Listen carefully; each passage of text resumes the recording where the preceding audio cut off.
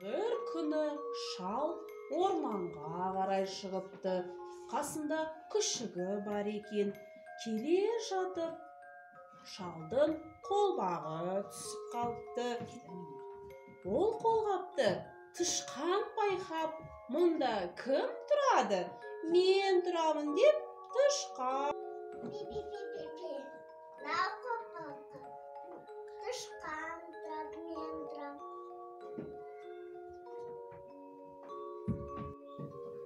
Солай бір уақытта шыршаның арасынан бақа келеді. Мен бақамын, бақ.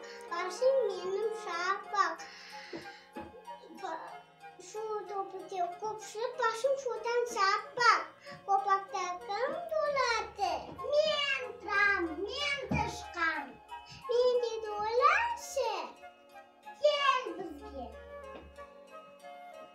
Бір уақытта желаяқ қоян келеді жүгіріп.